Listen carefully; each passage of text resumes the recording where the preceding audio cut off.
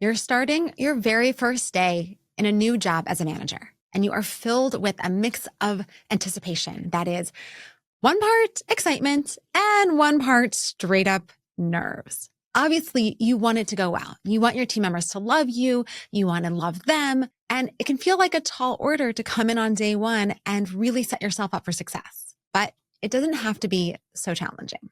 Today, I'm going to share 4 things that you can do with your team on your very first day to help get to know them, to help them get to know you, and to all start off on the right foot. Welcome to the Modern Manager. I am Mamie Canfor Stewart, and every week I share tips and strategies to help you be a rockstar manager with a thriving team. Whether you are stepping into your very first position as a manager, or you've been leading teams for quite a long time and you just happen to have a new role or a new team that you're leading, you want to set yourself up for success because you know that that first day is like a make or break moment. So you want to build trust. You want to get to know people and set everyone up for success. You want to share your leadership style. But how exactly are you supposed to do that? Well, here are 4 strategies. The first thing you should do happens before even day 1. Do your research. Take some time to figure out who is on your team. Maybe you met some of them during your interview process, but maybe not. So reach out to your hiring manager and find out who you're going to be managing. Then do a little looking online. Stick to LinkedIn as my recommendation because you want to really focus on professional things. You don't want to worry about crossing a line into personal spaces. So just see what you can learn about them. Have they written any articles? What are they sharing on their LinkedIn page? Where did they go to school? What are their hobbies or skills that they've listed? That way, when you go in on day 1, you already know a little bit about the folks that you're going to be managing. And you can use that to open some conversations. Oh, I noticed you went to school in Boston. I used to live in Boston. Such and such is my favorite restaurant. Or I saw on your LinkedIn page that you are a fluent French speaker. That's so cool. What inspired you to learn French? Use it as a way to build some connection and show that you've already started to get to know them. Because who doesn't want to feel like someone cared enough to go do that research beforehand? Just like you would do research on the organization before you walked in, you want to do your research on your people. Next up, learn the story of your team. This group of people that you are stepping in to lead, they have a whole history together. They have worked on projects. They've had people come and go from the team. They've discovered ways of working. They have shared language. And when you come in as a new manager, the first thing you want to do is get that context.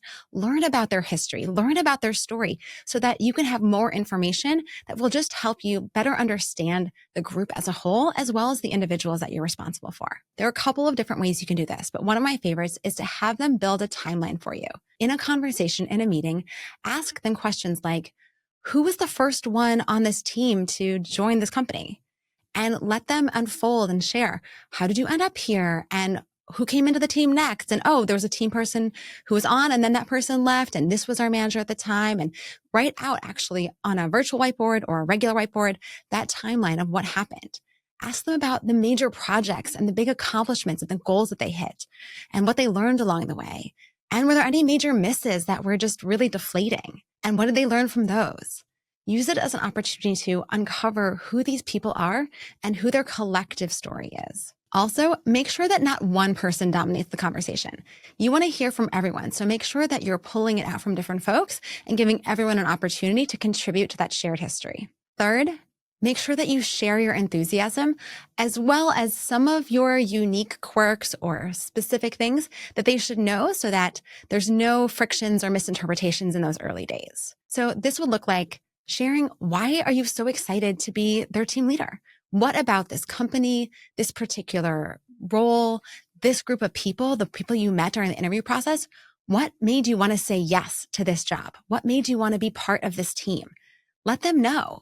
And share how excited you are to get to know each and every one of them, to get to work with them and learn from them. And then also make sure that they know those things about you that could create frictions. Things like, I want to let you know up front that I don't check my email after 6 p.m. So you're welcome to email me after hours if you're working. Just know that I'm not going to get to it until I sit down at my desk the next day.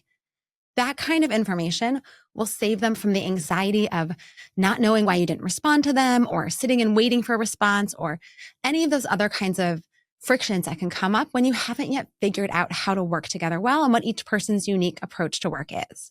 So if you have any of those unique quirks or specific boundaries or anything else that you want to let your team members know about upfront, that's the right time to do that. Again, so that it will minimize those frictions and opportunities for miscommunications or anxieties to arise in those early days as you're just getting to know each other. And lastly, be humble and let them know that you are really in learning mode. You want to start out acknowledging if this is your first time as a manager, just say that and let them know what you're doing so that you're going to be on that learning journey. They know you're getting the support, the mentorship that you need to be the best leader that you can be for the team. And if you've been leading teams for a long time, great. But you can still acknowledge, hey, I don't know this team. I don't know this company. I don't know this way of working. And I'm really excited to learn from all of you and to be part of contributing to this team and helping us find even more greatness, even better ways of working.